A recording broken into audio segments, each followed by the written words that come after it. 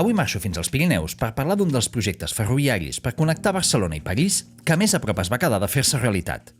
Dues estacions internacionals a muntanya i una línia d'ample internacional que la proclamació de la Segona República i la gran crisi econòmica dels anys 30 van evitar que arribés fins a Barcelona.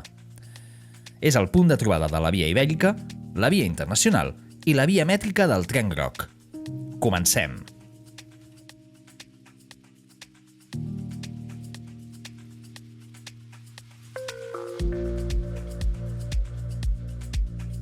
Avui m'ha tocat matinar una mica per fer les 3 hores que separen Barcelona de la Tor de Querol, a França. Aquesta és la línia R3 de Rodalies de Catalunya i hi vaig amb una unitat 447 modificada amb seients més còmodes pel servei regional. Més de 3 hores pel Vallès Oriental, Osona i la Cerdanya. Aquesta línia va ser construïda durant els anys 20 del segle XX per la Compañía de los Caminos de Hierro del Norte d'Espanya, coneguda com a Norte, i tenia el seu origen a l'antiga estació del Nord de Barcelona, al costat de l'Arc de Triomf.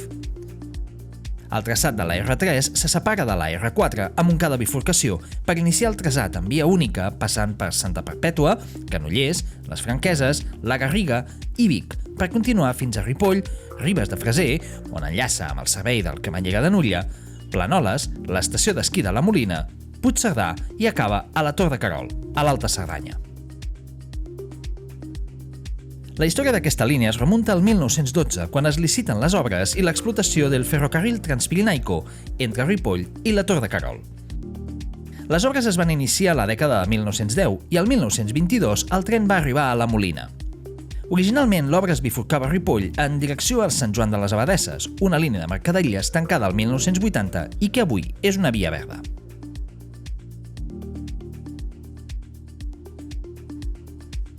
Pel nord, la companyia del Midi, que operava els ferrocarrils de tot el sud de França, també va voler portar el tren cap als Pirineus i arribar a la zona d'esquí de la Molina.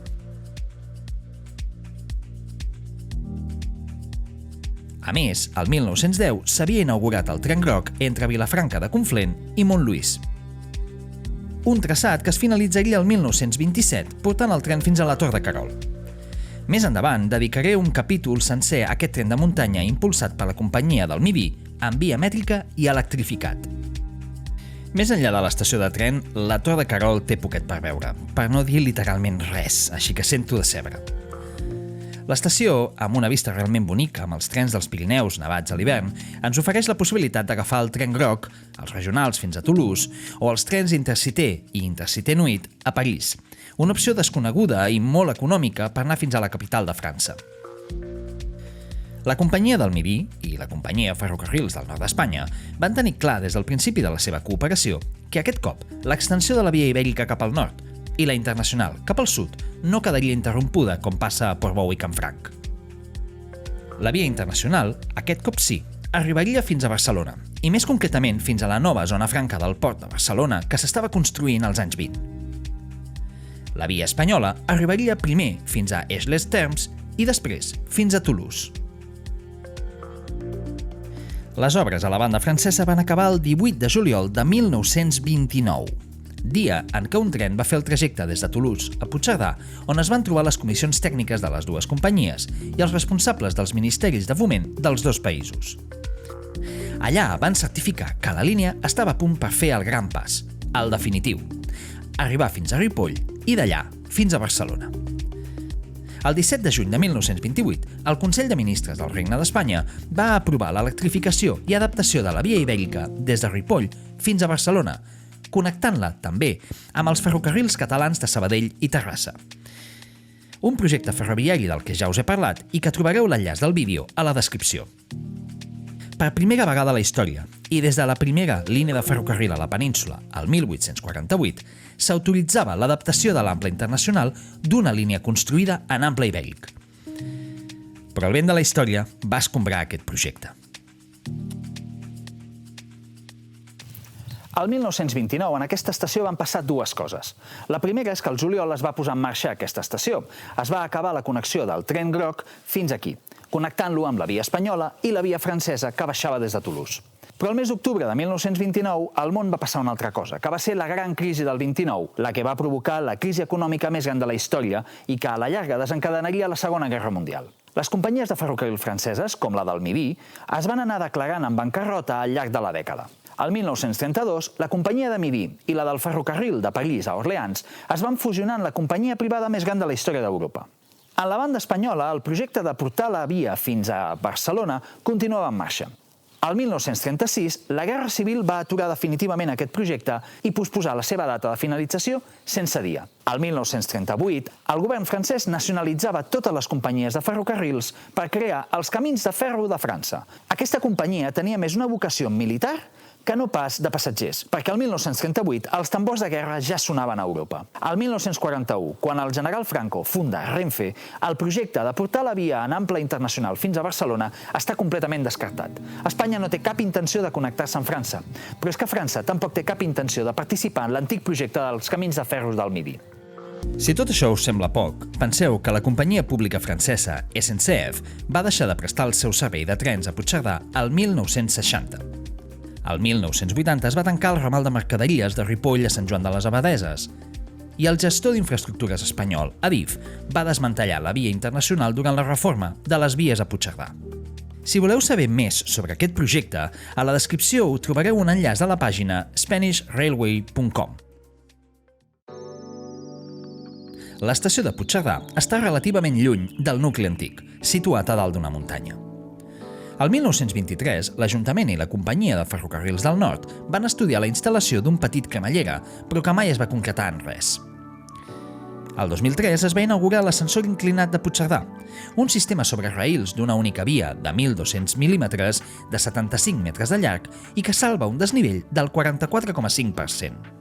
El sistema continua amb un ascensor panoràmic vertical que porta fins al nucli antic.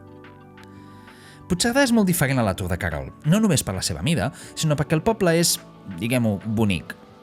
Té parcs, un llac, muntanyes, que a l'hivern estan nevades, i també les cases d'estiueig i esquí de la burgesia catalana, a més de la impremta dels esports de muntanya.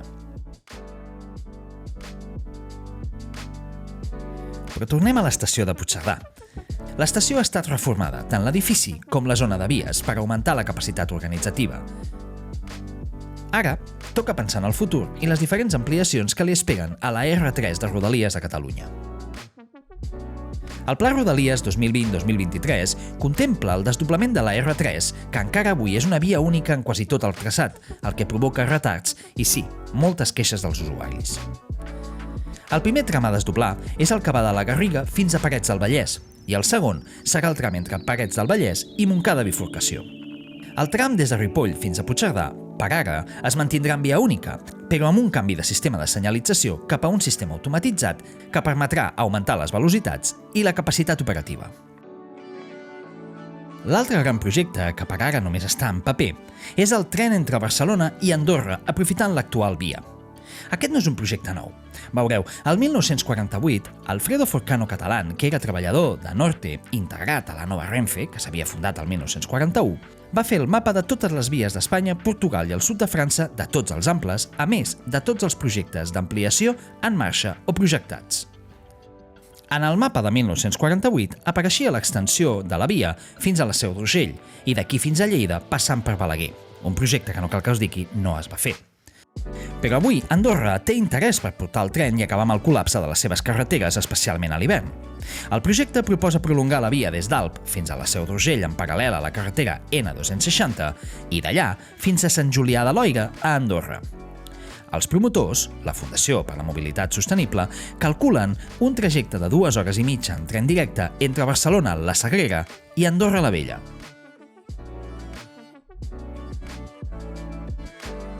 L'R3 i el tren dels Pirineus en el futur més immediat necessiten inversions, recuperar la puntualitat i complir els horaris. No hi ha setmana que no escoltem que aquesta línia té algun problema. Però més enllà d'això, espero que la duplicació de vies permeti millorar la connexió del barcelonès amb Osona i la Cerdanya, no només per la pràctica d'esquí i el lleure de muntanya, sinó també pels desplaçaments del dia a dia. De lluny ens queda pensar què hagués passat si la crisi del 29 i la Guerra Civil no s'haguessin interposat en el camí del projecte per dur la via d'ample internacional fins al port de Barcelona i connectar-la amb el ferrocarril elèctric de Sabadell i Terrassa, les actuals S1 i S2 de Ferrocarrils de la Generalitat. Però amb això només podem especular, i per imaginar us ho deixo a vosaltres. I fins aquí aquest vídeo. Com sempre, espero que us hagi agradat i no oblideu de subscriure-us, donar-li like, deixar el vostre comentari i compartir-lo. Ens veiem en el proper tren.